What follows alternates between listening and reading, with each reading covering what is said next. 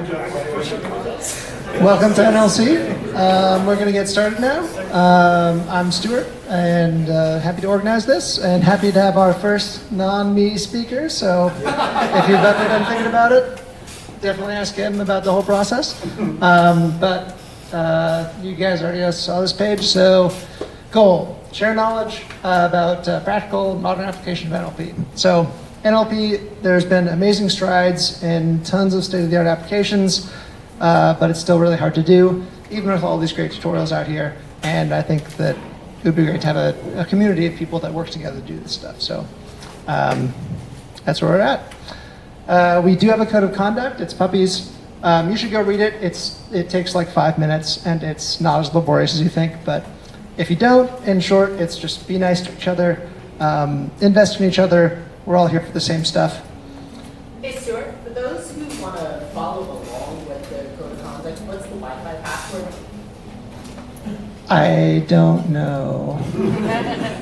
Sorry. I should know that.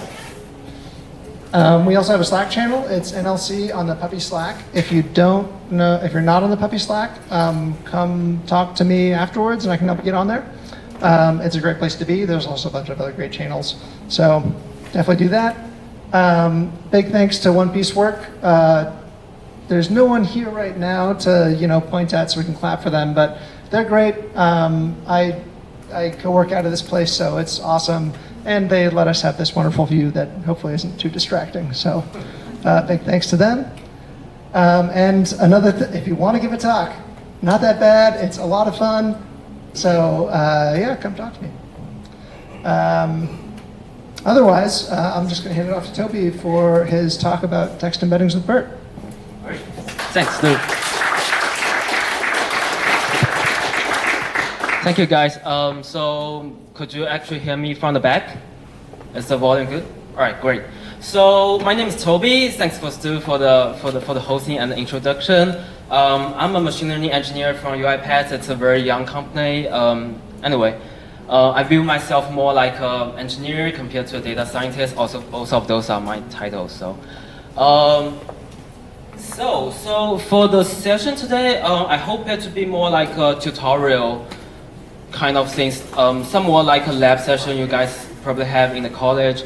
So that you come here, you spend an hour over here, and then you not only walk away with some theoretical ideas, but also, more importantly, you walk away with some code that you can actually use, and then maybe poke around, print it out, and then hopefully in the future you can use it in your own data science project.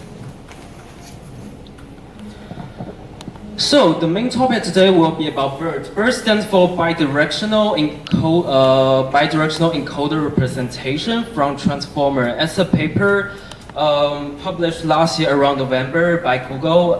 It's a really awesome new technique for NLP. And then for the session today, cool. Yeah, we'll mainly have 4 topics we're gonna cover. The first one will be what's BERT and what's word embedding, and then moving from there, we will see how we can use the tokenizer to generate contextual level token embedding from it. And then I find it to be a very practical issue for many people. When I was actually working on it myself, I was searching on GitHub. I saw a lot of questions related to how once you get the token level embedding, how do you move from there and get word level, sentence level, or paragraph level.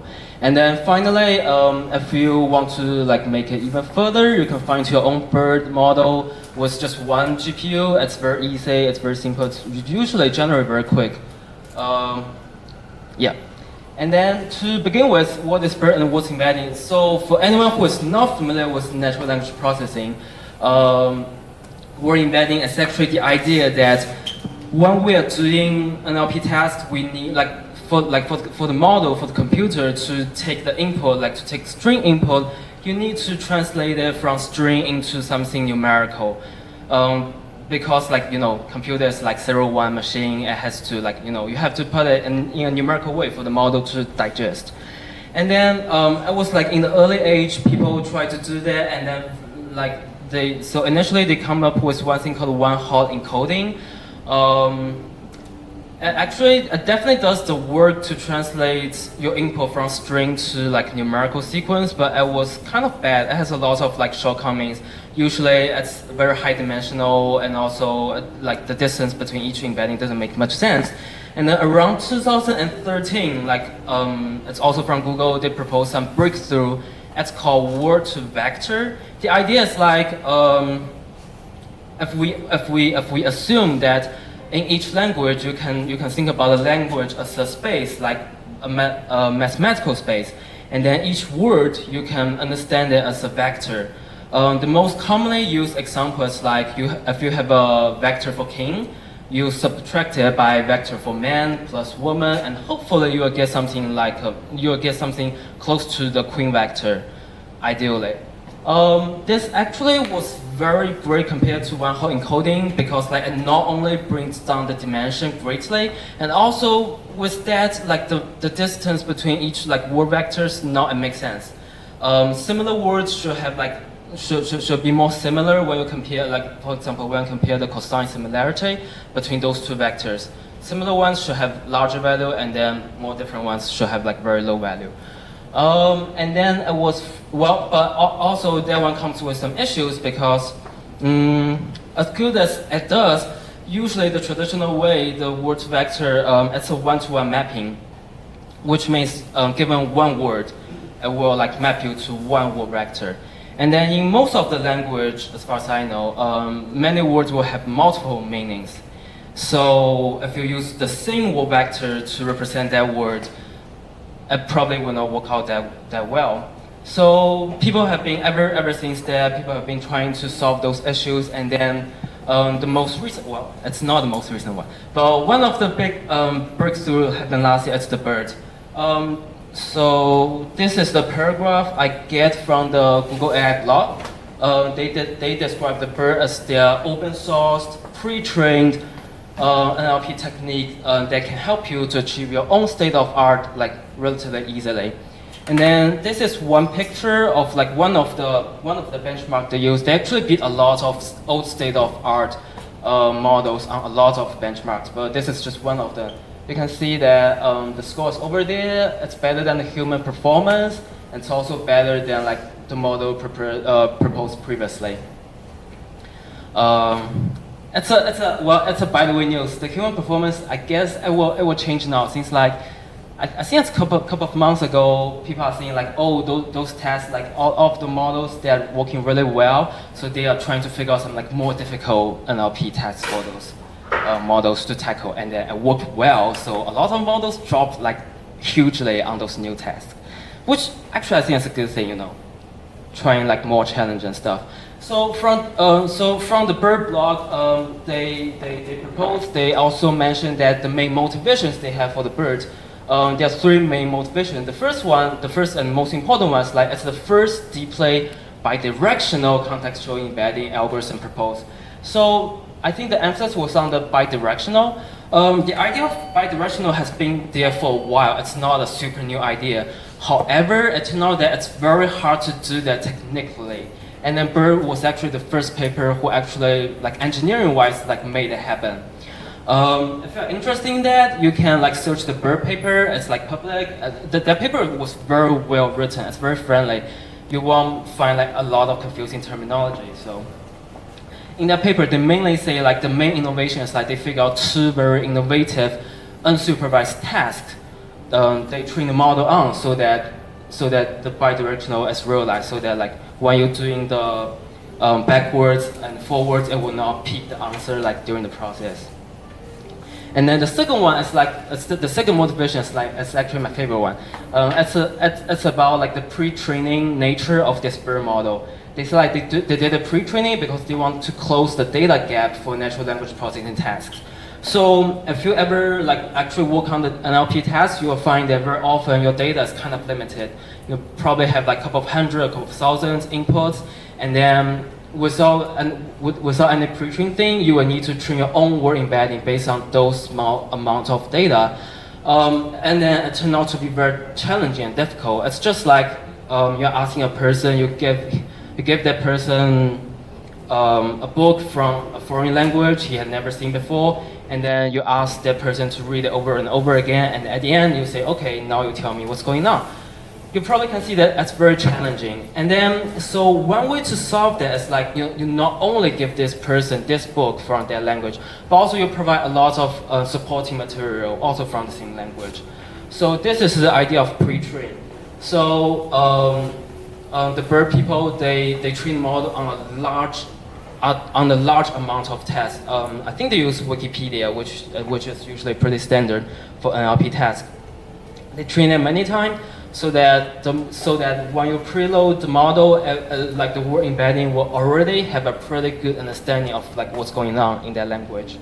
And then after that, you can like fine tune it a little bit or just use it like directly. And then the last motivation is like about the fine tuning, so that they hope it can actually help you. Not only, well, partially it's because like when they train the BERT, it's very like consuming both in energy and time and money. So they open source it, so that hopefully like everyone can take advantage of that like in an easy enough fashion. So for the code today, we actually gonna run it on PyTorch. If you're new to deep learning, if you're deciding between PyTorch or TensorFlow, I totally strongly recommend PyTorch. It's my favorite one. The main reason being like it's very Pythonic. When you're defining your deep learning algorithm or defining your training loop, you can like insert a print to see what's going on, what's the dimension of each layer. If some error coming out, you can use PDB or all those Python package that you are familiar with to like decode it relatively easily. And then this feature has been so great so that the TensorFlow 2.0 is actually trying to adapt that feature, trying to add it. And then the main package we're gonna use today is this one. It's a PyTorch implementation of BERT written by Hugging Face. It's very well written, it's very well documented, so I definitely recommend it. And if you don't have it, you can just like, you can just pipe install it. Oh, and also by the way, if you need to install PyTorch, you can click this link, the PyTorch.org, and then there will be a table where you can like find, okay, if your machine is Mac, Windows, or Linux, and then more importantly, which CUDA version you have, or maybe you don't have CUDA at all, it will still work. So, and then this is from the documentation of that package. So for the BERT, the Google people actually train it on a couple of different models. So you can find here it's defined in 3 terms. The first term is the same. The second one is like at its base or large. That one stands for how big the model is. The base one I believe have 12 layers, and then the large one have 24 layers. The large one is like will perform slightly better, but also it takes more like memory. So if you're like me, you don't have that much GPU memory, it's totally fine just to stick with the base one. And then for the third part, it can be either case or uncase. Uncase means like it's not case sensitive. The model and the tokenizer will actually take in a string and then change them all into lowercase. And then if you want to make it case sensitive, it's fine. It's just gonna take more memory. And then the awesome part is like if your project is in another language, they also have something for that, like Chinese, German, or multilingual. All you can choose from. So let me import it. All right, so let's step into the code. So for one example, usually when you're using the BERT model, usually the model will expect 2 sentences, and then you will need to have a specific import form for it. For example, here we have a sentence called like seahorses dream about word embeddings and artificial intelligence, and the seahorse turned out to be a smart animal. In order for the model to recognize it, you will need a CLS token in front of the first sentence. That stands for like beginning of the sentence.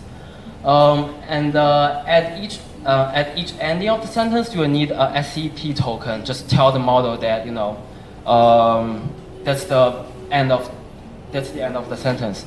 I will also post a notebook later in the Slack channel so that you will have you will have the notebook.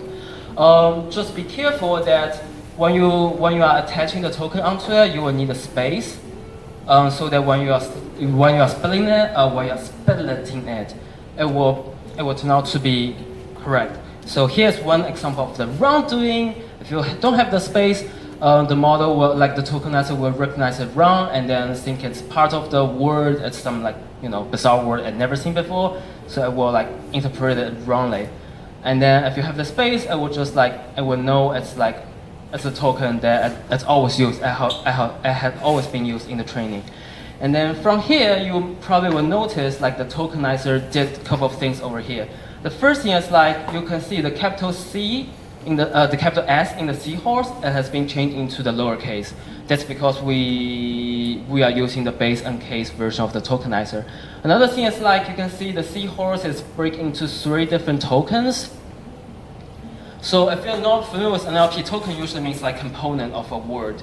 And then the tokenizer here, they use a greedy algorithm to take in the word and then break into the tokens in a fashion that it can give you as few tokens as possible.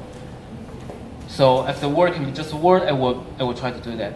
And then you'll notice that it will have 2 pound sign in front of the token to indicate that actually it's a part of the word. Question. Oh yeah. Does it use the byte pair encoding or use the tokenization device? Could you say it louder? Byte pair encoding? Yeah, actually, so the question is like, does the tokenizer here use byte pair? Yeah, byte pair encoding. And then I think the answer is yes. I remember I've read it in their documentation. The tokenizer was based on like byte pair. And another question? So what determines if a word is split into several tokens or not? I see intelligence is 1 word, but C-forces is 3 tokens, embedding is 3. All right. So the question is like, how do you know the token? Like, how do you know, given a word, how many tokens the tokenizer will break it into? That actually is a great question. And then that's actually one challenge I made when I was implementing, when I was using this BERT model and try to get word level embedding. And then the short answer is like, you basically don't know until you actually try it. It's pretty predefined, and then predefined in a way that's not really common. You will see like dream, it's 1 word, it's not like dream plus ed. And then embedding, it's like breaking into like 4 different things. So and also in the later I will show you there's also other exceptions on how to break it, on how the tokenizer actually break it. So you will actually need to run it to know how many tokens you will get.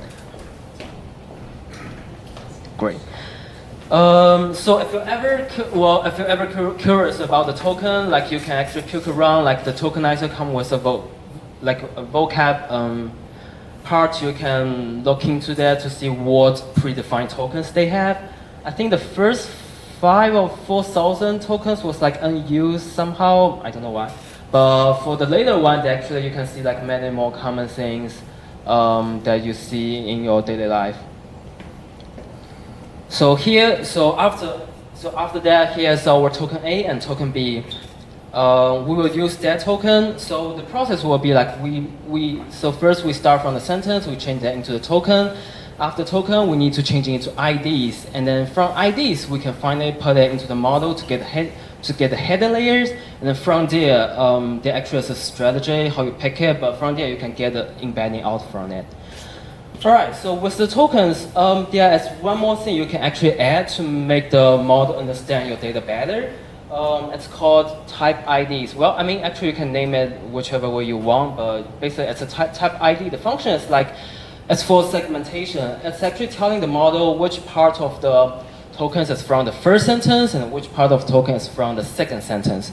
This is required because one of the pre-trained, one of the unsupervised tasks the BERT model was actually trained on was actually investing, like given 2 sentences, whether the second sentence is actually the real following sentence from the first sentence.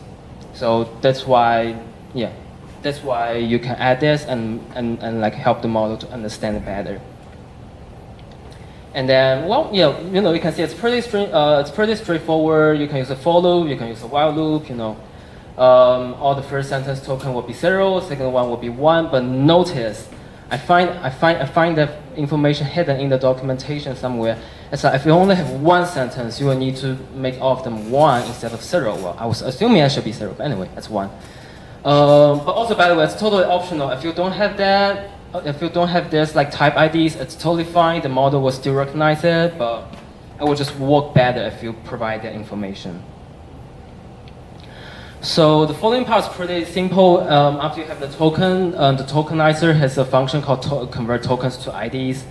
And then this is how you can get the IDs. I print out all the IDs so that if you're interested in that, you can like log into that in the future. And then when you're working with your NLP project, if you're using batching, you probably will do padding to make sure each input will have same length. If you only, well, yeah. Anyway, it's totally optional, but usually you will need it. And then in order to do that, you just need to define a maximum length you want the pad to be this long. And then notice that the BERT model actually has a hard upper bound for how long the tokens can be. For the BERT model, the hard upper bound is 512 tokens. If it's longer than that, it actually will give you index warning error. It will still train, but it will greatly jeopardize the result you get.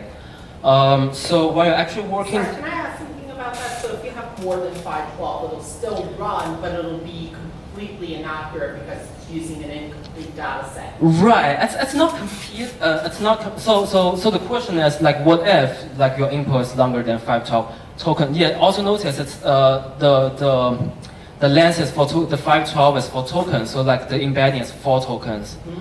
Yeah, instead of a word. Yeah. So the question is like, what if your input is long and then it will exceed the 512 token limitation, which actually happens pretty often, I would say. So there are at least 2 strategies that when I was searching online I find. The first one was the most like simple one. You just drop it, like everything longer than the 512, you just drop it. You just like, you know, we don't care about that. Sometimes that work well. That will work well enough. Sometimes it doesn't. So if it doesn't, another way. Actually, I use when I was working on the project. It's slightly more complicated. So the main idea is like you have a big, let's say you have a big paragraph and with a lot of sentence, and then total length is like long. So the thing you can do is like you can take 2 sentences at one time, get word embedding, and then later on use some strategy to add it back. So something like divide and conquer. Yeah, you just cut into smaller pieces and then to meet this 512 requirement. And also notice when you are doing the padding, you can also generate something called input mask. I think it's for the attention for the model. It's definitely great since it's providing model more information. So basically, what it does is that it tells the model. Well, let me actually print it out. So before the padding, this is our IDs. And then this is the input mask, and this is the type IDs. Type IDs records like 0 for the first sentence and 1 for the second sentence. And then after the padding, we have like more zeros for the padding, and then for the input mask, which later on will go to the attention for the model. It tells the model like which part is actually the real sentence and which part is actually our paddings. It doesn't like, you know, have any actual meaning. Yeah. So after that process, you will have all the data ready, and then you can call the model. Notice here, you can have it on CUDA or you can have it on CPU. Either way works. This is like one of the great. If you don't have CPU, you always have to have the CPU. If you don't have a GPU, it's totally fine. It will still work. It will just take longer, but it will still work.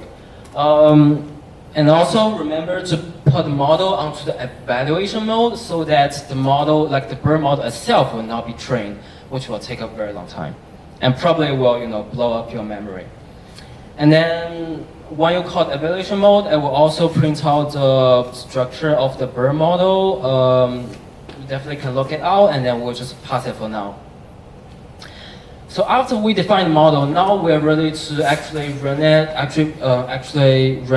get the embedding. So what we do is we call torch no grad. This is really important line. I forgot it one time, and the memory totally blow up without no obvious reason. Anyway, just remember to use it. We just need to put everything we have, like the IDs, the attention mask, and also the type IDs onto a tensor. And here I use long tensor because like the model was expecting everything to be integer instead of a float. And if the model is on CUDA, you will need to put everything on CUDA as well. That's just the requirement from the PyTorch. And then you just put into the model, so this is our IDs, this is our type IDs, this is attention mask. From the documentation, I will tell you that the model will return you two things. One is an encoder layer, and another one, the second one, which we will not use, is a pooling layer. From the documentation, they strongly recommend people to use the first return, the encode layers, to use as a representation for your word, for your like tokens. And then you can see from the printing here, the printing here means that we have 30 IDs, and then you'll see that the output will also be in the dimension of 31 and then 768. So the 30 here means that we have 30 tokens.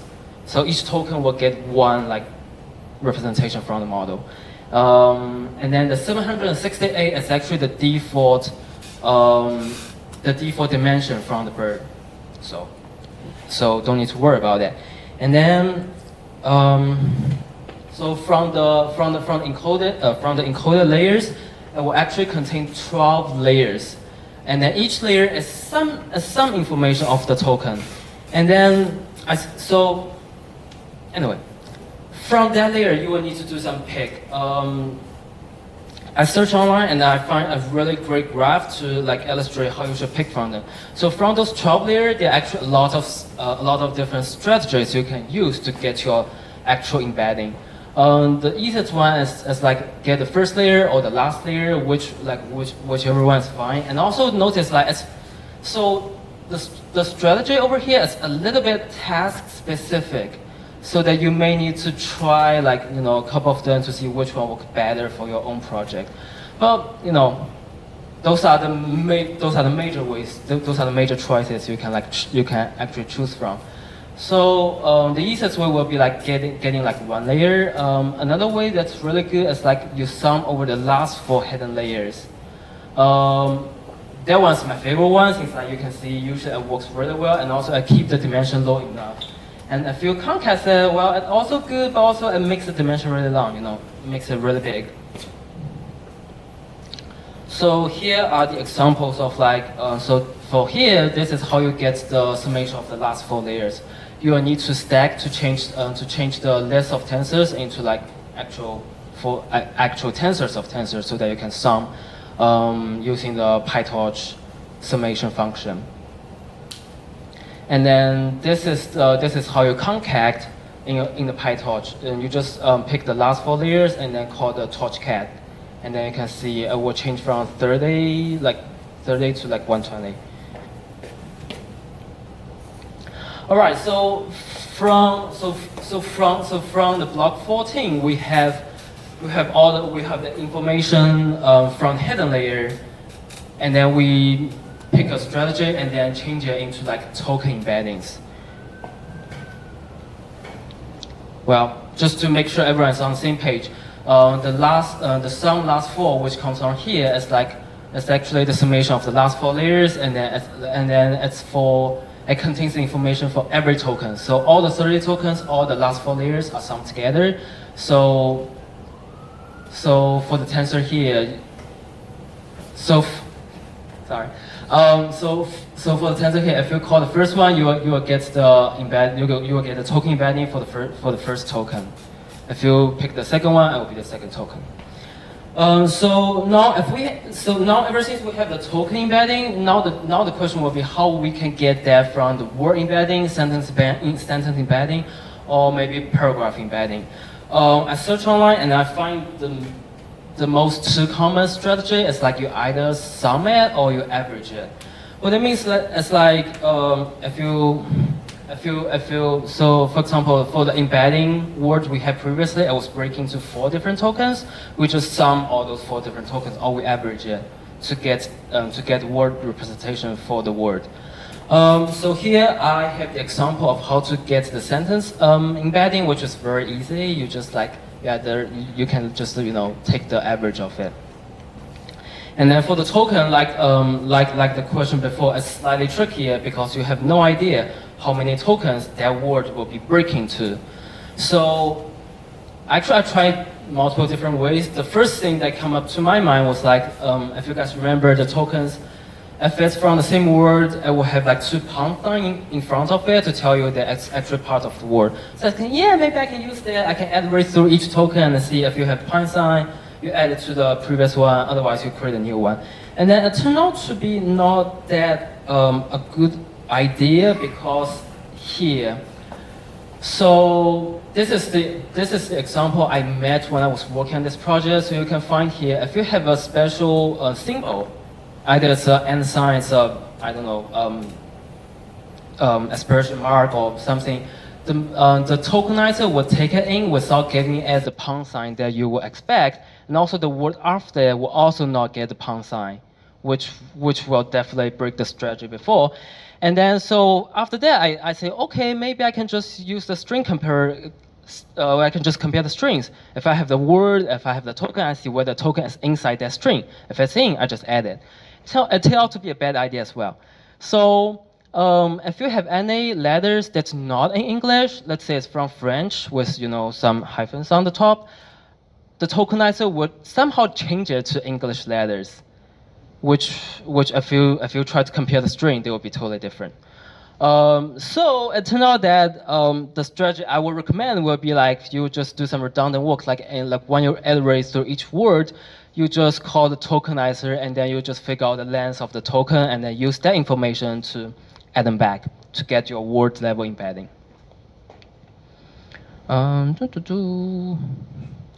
Yeah, and then here's one small thing that I also want to emphasize. Like, I find this error to be pretty common when people just get into PyTorch. Usually you will find like dimension error, out of range, stuff like that. When I first learned about it, I always had this error. Things like it's hard to figure out what's actually going wrong. So the quick answer here is actually for the model for the shape. Just remember, if you meet such kind of error when you're debugging, always print out the shape of your input. And then usually it's something really kind of trivial. It's like the problem over here is actually the dimension is 22, where the model was expecting like a dimension larger than 1, so it should be 1, 22. So the easy way to do that is like you can use the view function. You can enforce it to be like, okay, and so the first dimension will be 1, and the second dimension will be like whatever it should be, and then it will work. So just some tips I find to be useful. And then another thing I want to like show you guys over here is actually the contextual level embedding. So we mentioned previously, but we never really touched it, like what it really means to be contextual level embedding. What it does here is like, so this is actually the example from the blog. Oh yeah, here is the sentence. After stealing money from the bank vault, the bank robber was seen fishing on a riverbank. So from here you can see 3 different banks, and then the previous 2 should be like relatively similar since they are all referring to the money bank. And then the last one should be different since it's referring to the riverbank. The nice thing about like the BERT is like it actually will give you different word embeddings for all those like for all the same word. So this is our tokenizer. We tokenize it so that we can find the 6th item as the first bank, the 10th item as another bank, and then the 19th item as the last bank. So from here we can see that each one, so here we print out the first 15 values from the embedding. You can see all of them are slightly different. To me, it's something troubling. It's like the first 2 should be like relatively similar, right? The last one should be different from the previous 2. So in order to have a better understanding of that, it's like, and also in general, if you want to see like, oh, I have 2 word embedding, how do I know like whether my word embedding is good enough? Does that make sense? One of the ways to check it is use the cosine similarity.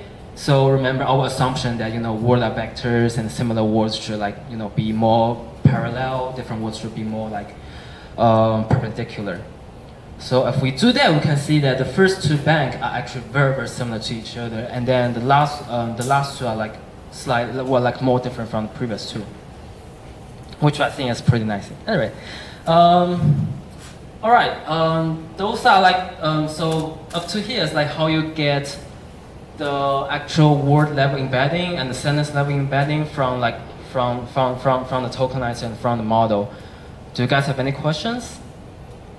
So Yeah. you're not using the last four layers, you're using the first layer with banks being more similar because you mixed up the context. So the question is so for here we are using the last four layers as the word embedding. So the question is if we use the first layer only, how will the result change?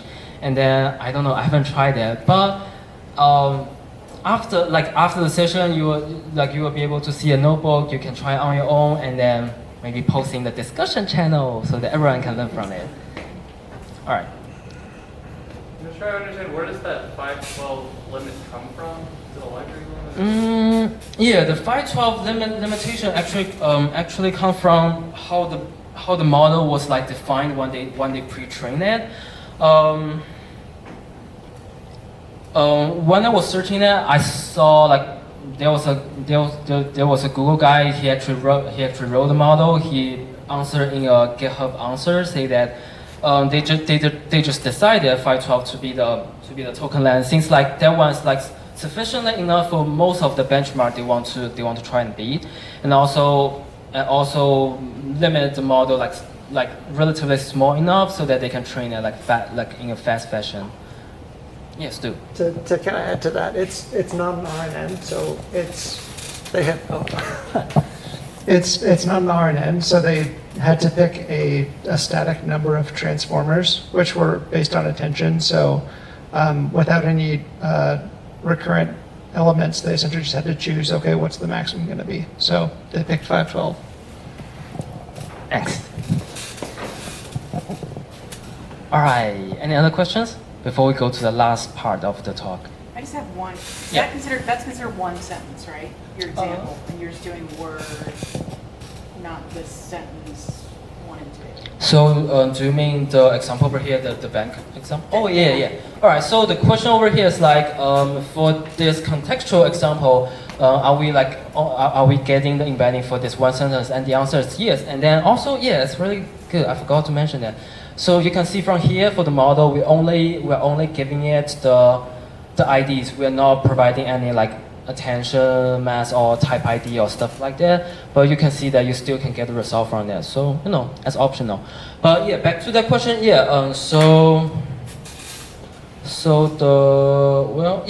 can see here the contextual layer, the shape of it is 1/30. Yeah, why 30 again? Okay.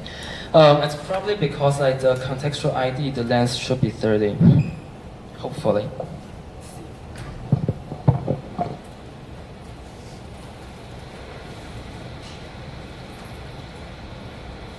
Oh yeah.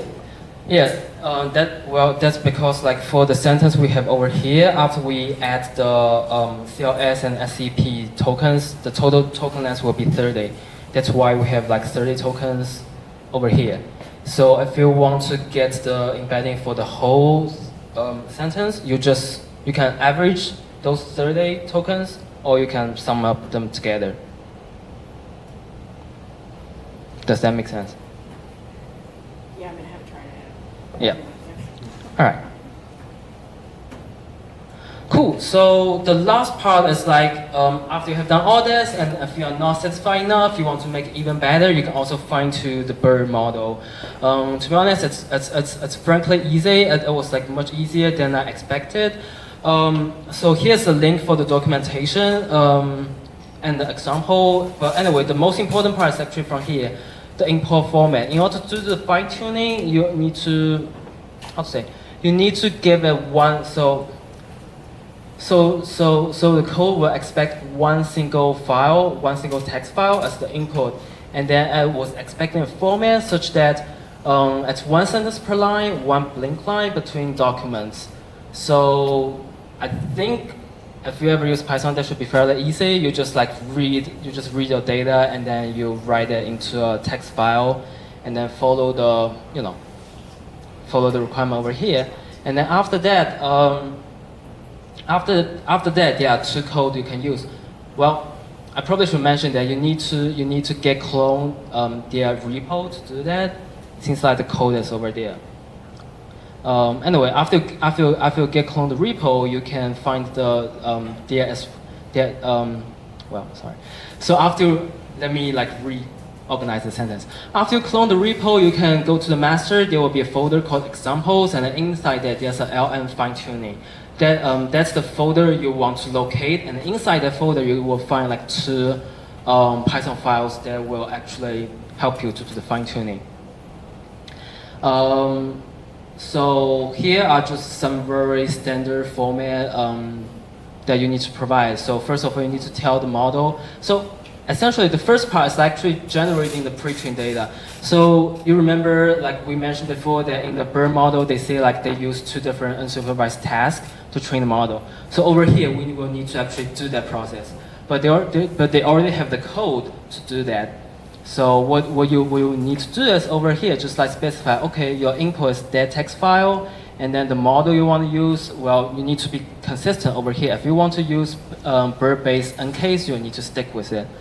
And also, if it's uncase, then usually it's do lowercase, and then you only need to specify the output direction to put it in whatever folder name will be fine. And then the epochs, this is actually what suggests in the GitHub discussion they have. It's usually around 3 will be good enough. So I'm just taking it.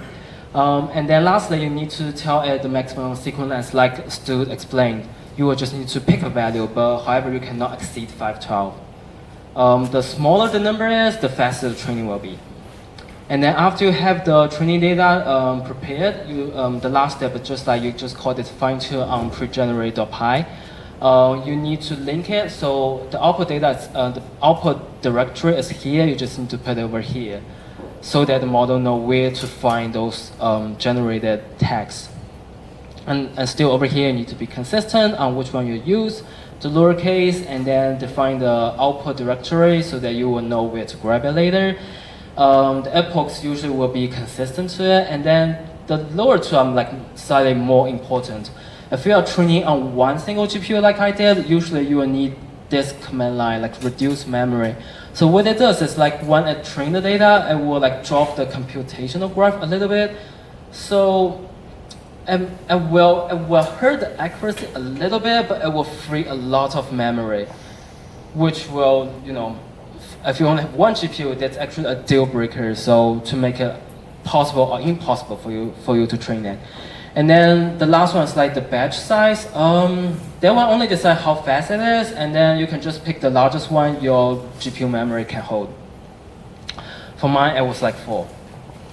So after that you have your fine-tuned BERT model, and then you can use it like what we just did before. Cool. So this is everything. All right. 95% of everything.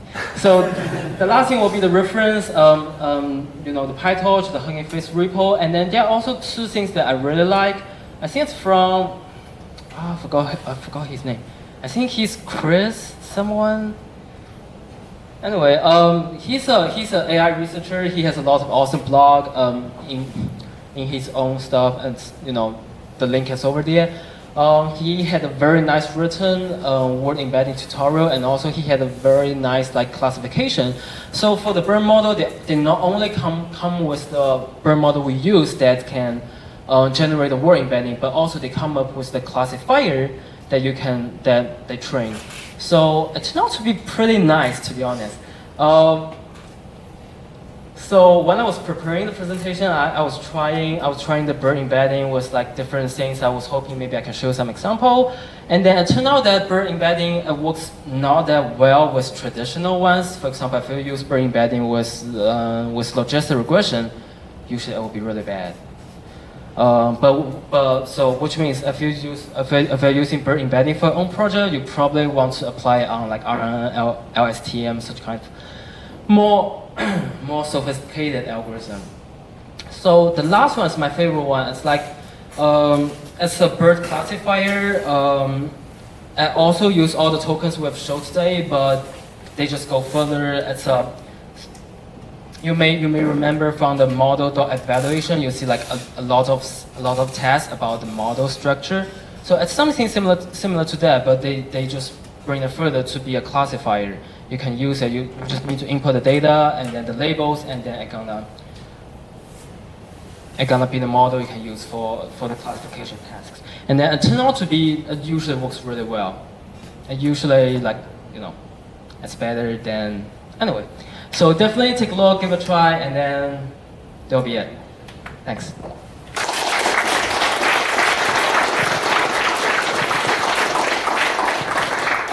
So if you guys have any questions, all right, let's do it. Is this going to be available anywhere? Yeah, so this notebook gonna be available. I'm going to send the link in the Slack channel, in the NLSea Slack channel. So if you are not in the channel, you definitely want to get into the channel. Yeah.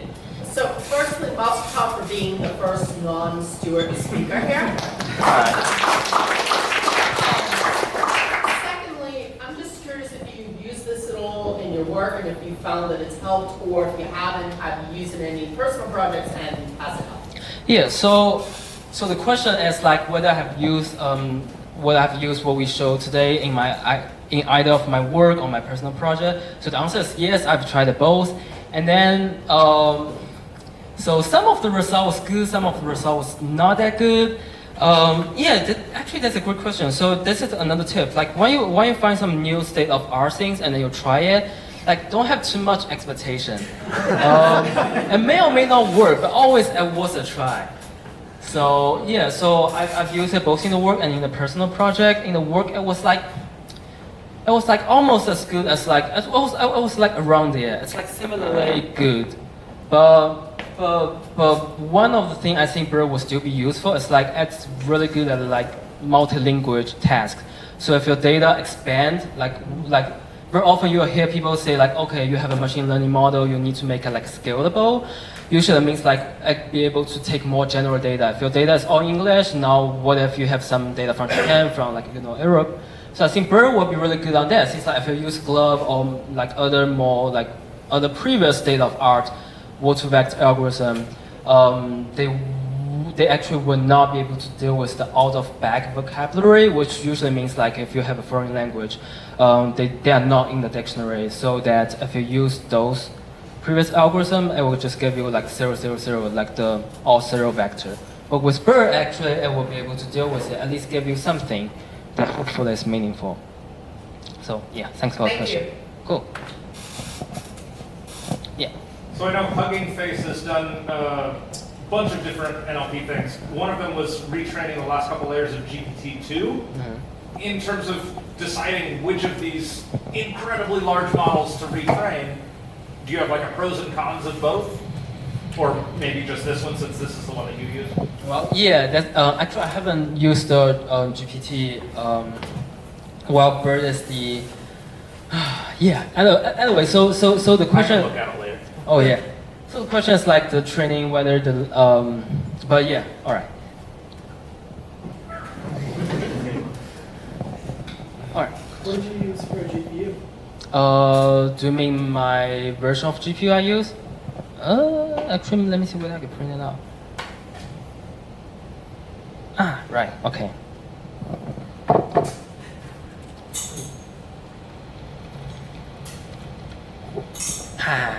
Ooh. So it's definitely not on this Mac, but I mean,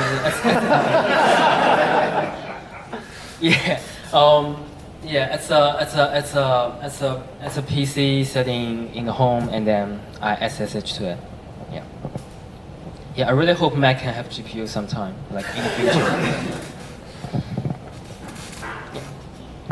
Okay, so presumably you've used other models before BERT. Can you maybe talk about some of your own practical experience, one way or other, how BERT performs compared to just in practice?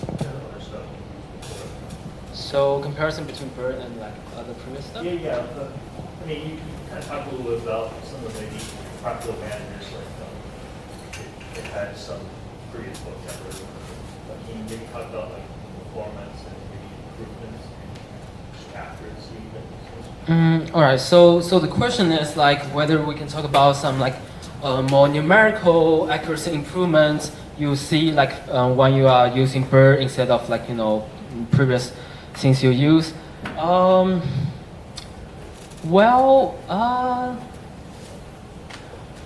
So to answer that question, I guess the most like numerical data you can find will be from the AI blog where they actually show you the accuracy boost from those like benchmark. For the one I have, like actually the positive one was actually from the work. When I was like using it on my personal data, that one was like not that good, but also probably was because some other reason. Yeah. But still, I think it's definitely worth a try.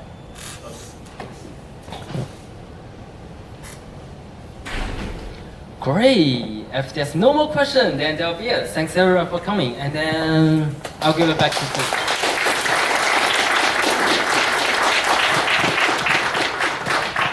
All right, thank you everybody for coming. After this, we're going to head down to Fado if you want to socialize afterwards and argue about which language model is the best. Otherwise, thank you for coming to NLSea, and thank you, Toby, for a fantastic presentation.